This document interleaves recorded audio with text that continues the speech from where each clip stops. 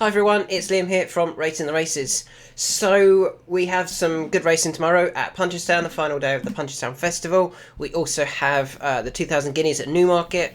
I will touch on that race. It's not really a betting race for me. I will touch on it, but there are some other horses throughout the day that I am quite keen on. So let's kick off with the 110, which is the first race of the day.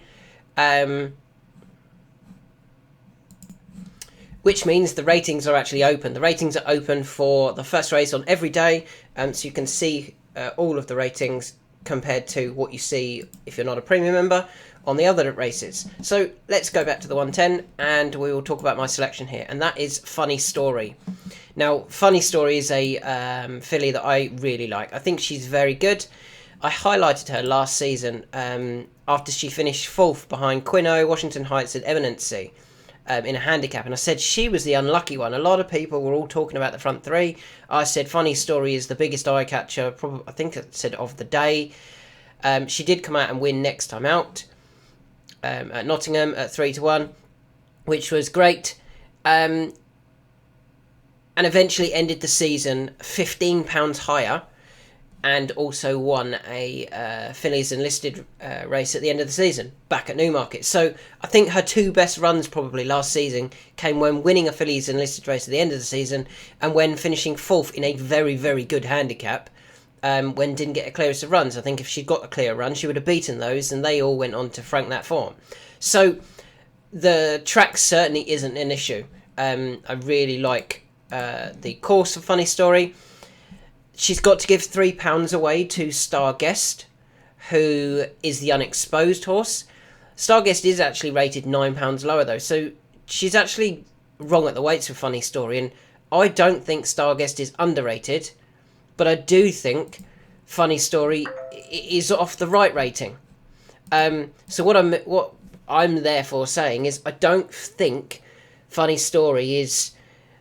I don't think she's going to be able to beat her, personally. She's £9 worse, carrying £3 less, so she's £6 wrong, and I think that £6 might be the difference between the two horses here. So I really like Funny Story. The third and fourth favourite, Unequalled Love and Silent Words, were actually behind Funny Story at Newmarket at the end of the season, so I've got no worries about those either. And that's why I therefore think Funny Story at 7-2 is a decent bet. You can get 9-2 at William Hill, and you can get 4s at Betway, but they're outliers on the odds, so we always quote the majority one, and that is 7-2 about Funny Story. Yeah, I think she'll get a nice run through. Rosser can very quickly switch her in behind from her poor draw, but the way she's ridden, she can be dropped in behind. They all go like the clappers at front, and she can pick them off late on. So yeah, I really like Funny Story in the first.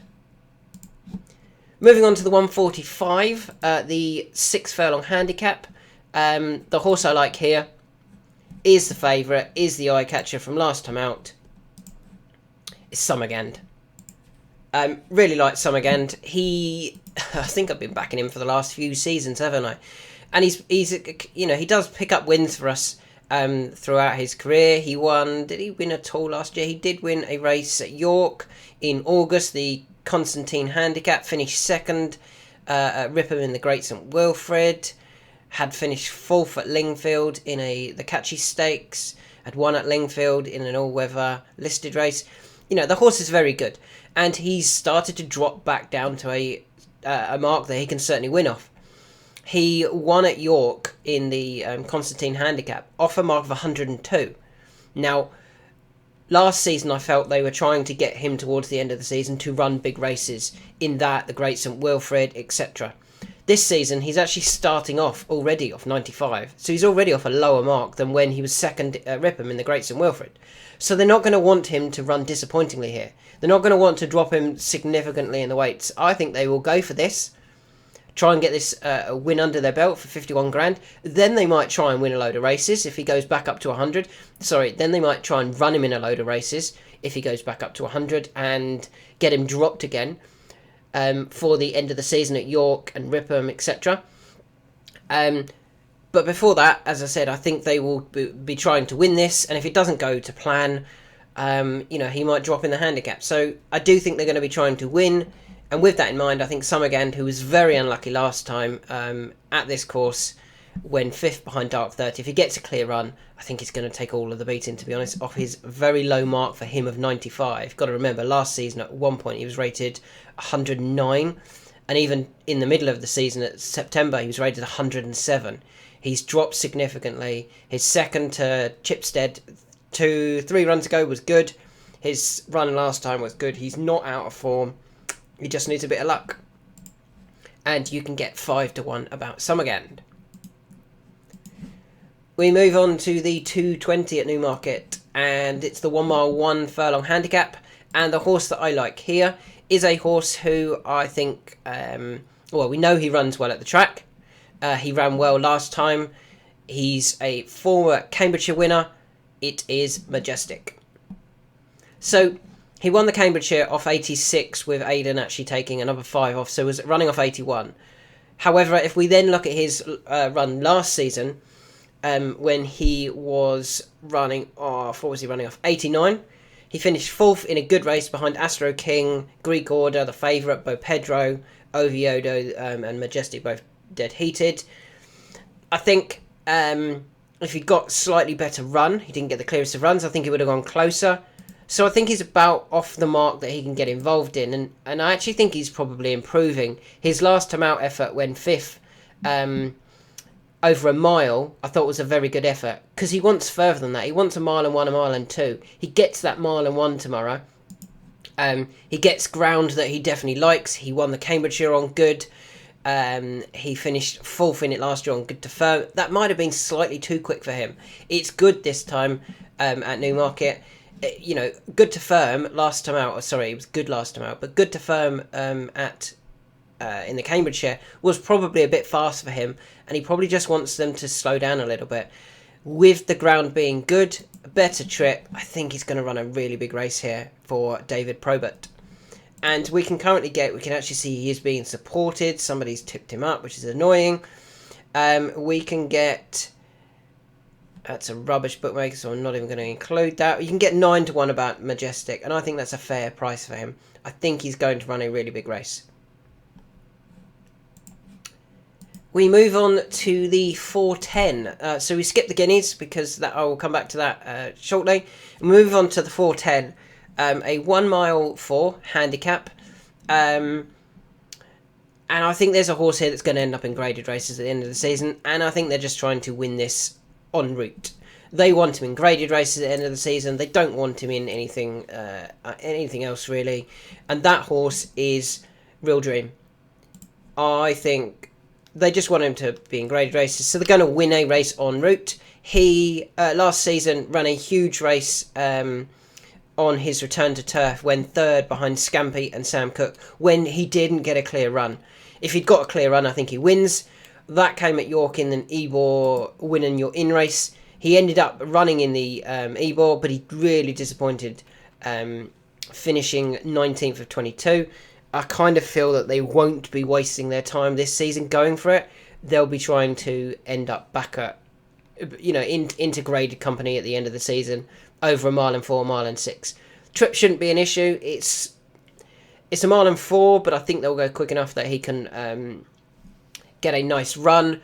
It's a really wide track, so I'd be totally disappointed if he gets caught up in running and doesn't get a clear run. So with all of that in mind, Ryan's here.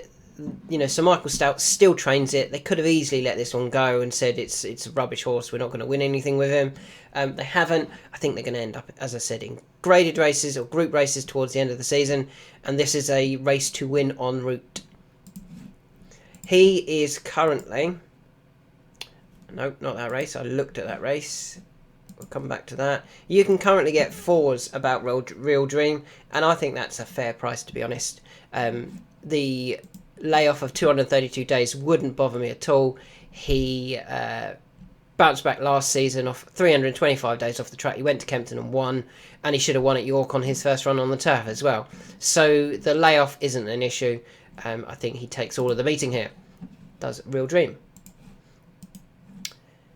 We go to Punchestown. I'll come back to the 2000 Guineas. We go to Punchestown for the the champion 4-year-old. Cargess, I think, wins this. Finally, I think she'll win a race. So she's very, very good. She's just bumped into all of the right horses at the moment. She bumped into Majestic at Cheltenham, and she bumped into Sir Gino at Aintree. I think they're the best two juveniles around, Sir Gino and Majestic. And Cargess is probably number 3. I hope they keep her to mares races next season. I think she's very, very good. She got beat by Carla Conti earlier on in the season. She was far too keen that day. She's learned to settle a little bit. They've learned how to ride her as well. Paul will know to go a little bit later tomorrow. He went slightly too early at Aintree when trying to beat Sir Gino. Danny went slightly too early at Cheltenham when trying to beat Majestic.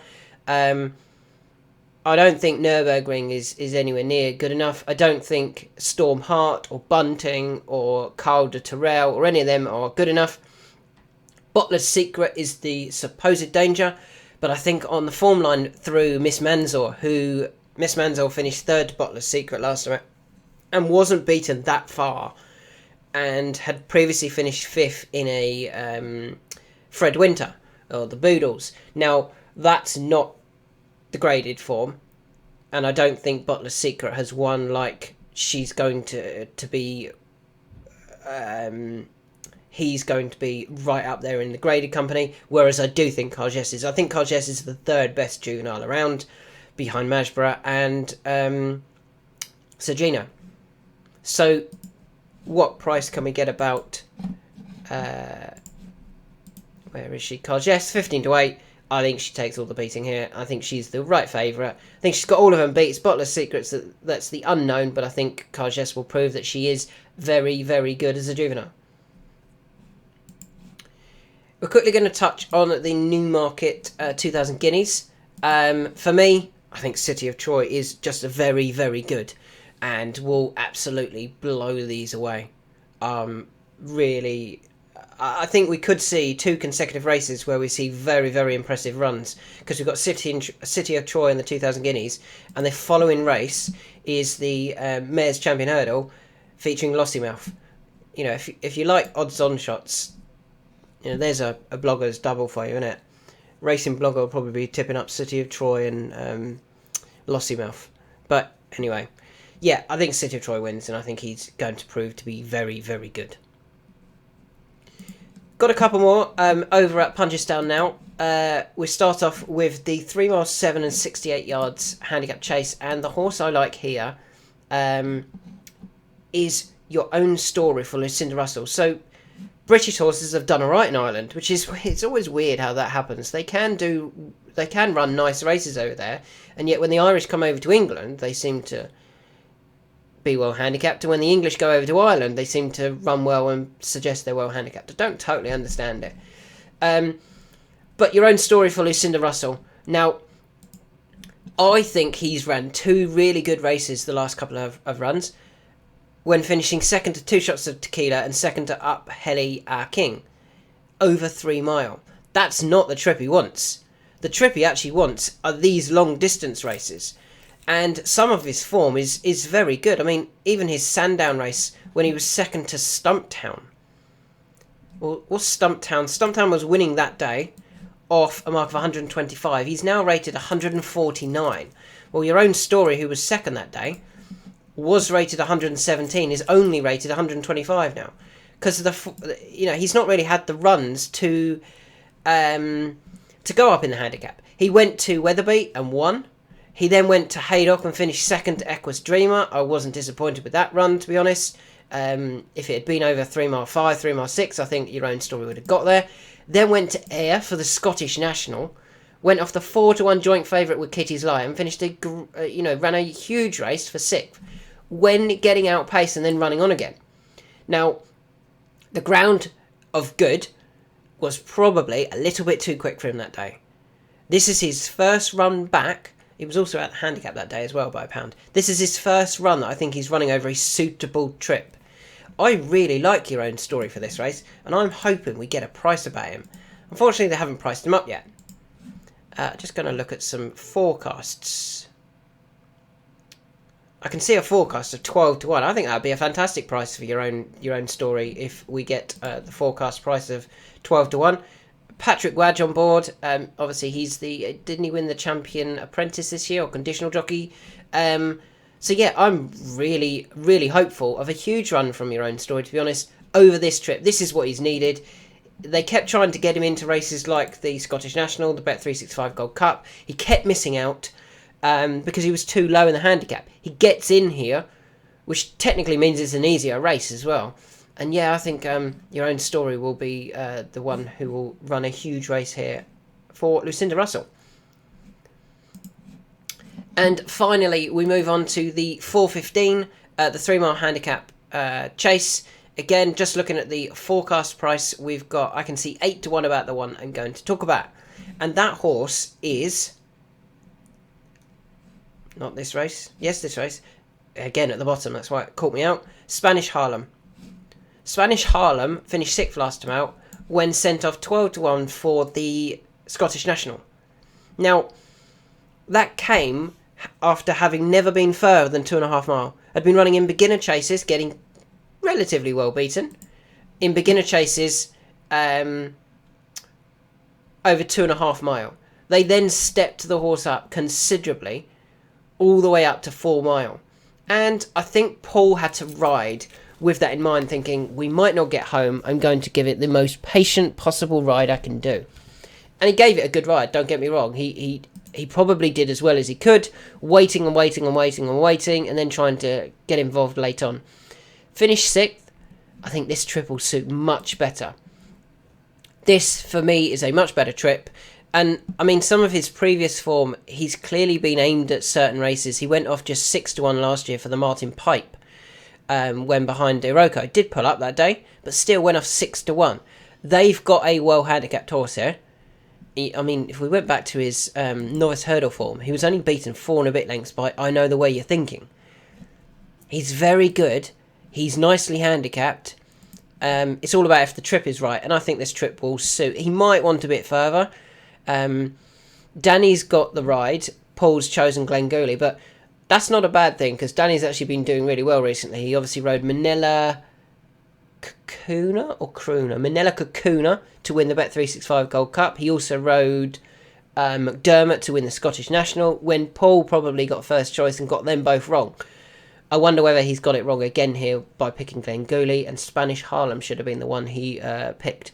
So I'm really keen on Spanish Harlem. The forecast price is 8-1. I imagine we might get something around there, purely because form doesn't look great. 3-3-3-6 doesn't come into it off the back of like wins like Cruise Control.